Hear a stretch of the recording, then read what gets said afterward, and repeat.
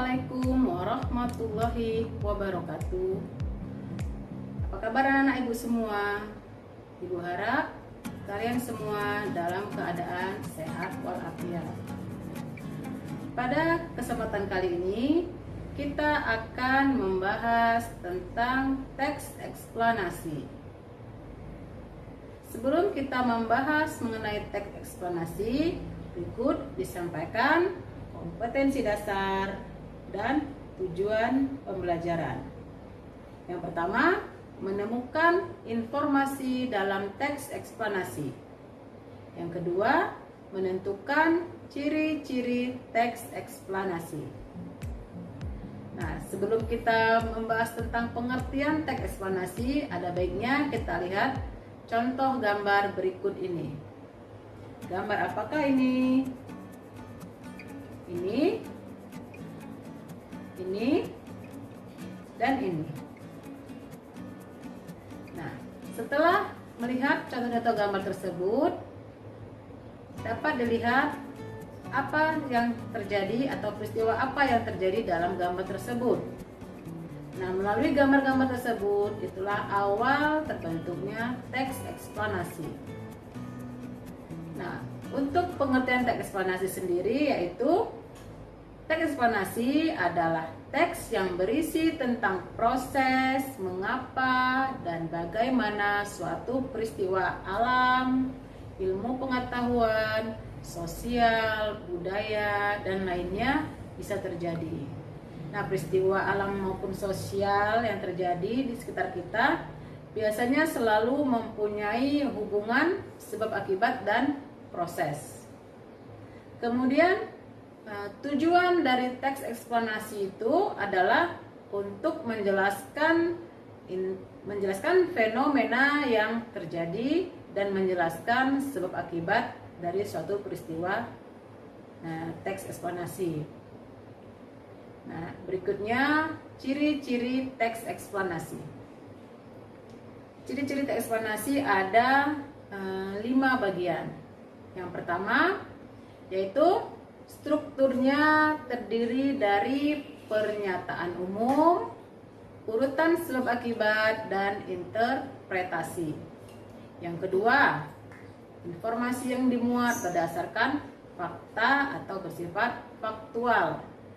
Yang ketiga, faktual tersebut memuat informasi yang sifatnya ilmiah atau keilmuan. Contohnya seperti sains. Yang keempat, sifatnya informatif serta tidak berusaha mempengaruhi pembaca untuk bisa percaya terhadap hal yang dibahas. Nah, yang kelima, memiliki atau menggunakan sequence markers. Contohnya menggunakan kata pertama, kedua, ketiga, dan sebagainya. Bisa juga menggunakan kata pertama, berikutnya, dan terakhir. Nah, pada ciri-ciri yang pertama ada struktur yang dimulai dari pernyataan umum, urutan sebab akibat, serta interpretasi.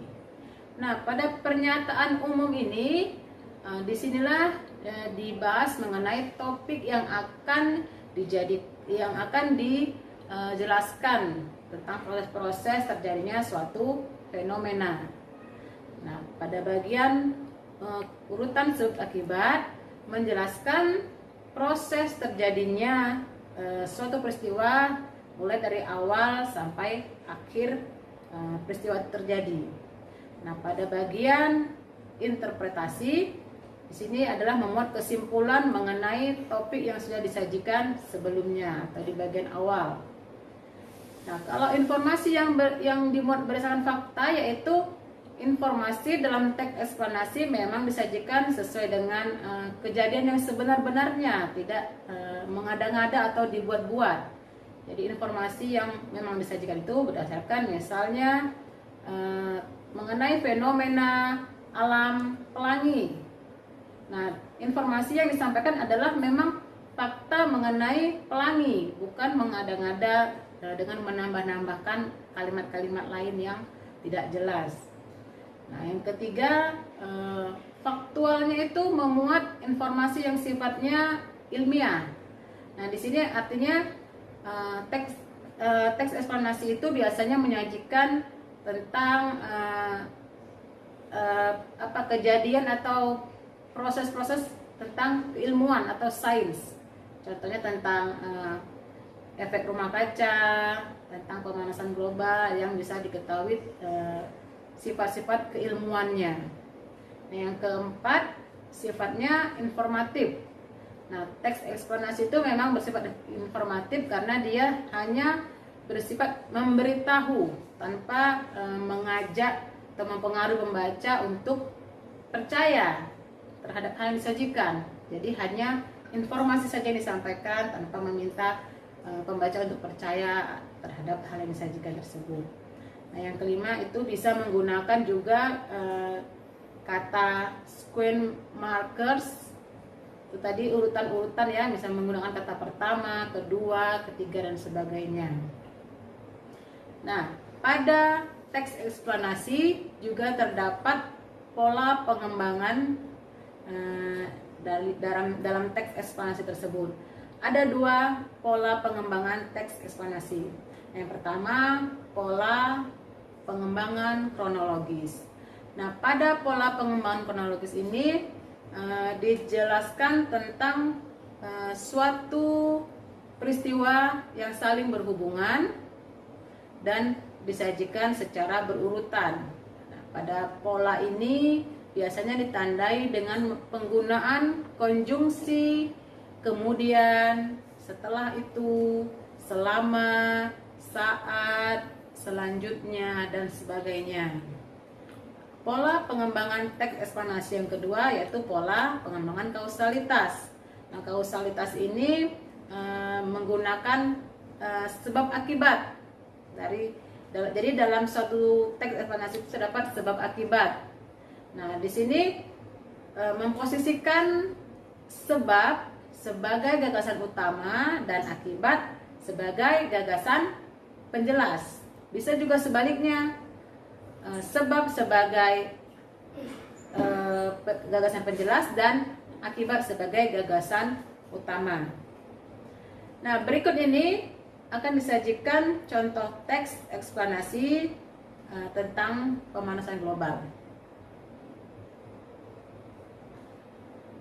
Nah, dalam teks yang telah disajikan dapat diketahui bahwa teks tersebut menggunakan kata-kata konjungsi, yaitu konjungsi pertama, selanjutnya, kemudian. Nah, dari ketiga konjungsi ini kita ketahuilah bahwasannya teks eksplanasi tersebut dikembangkan dengan pola kronologis. Nah, jadi ciri-ciri teks tersebut adalah dikembangkan dengan pola kronologis. Nah, untuk informasi yang disampaikan adalah tentang proses terjadinya pemanasan global.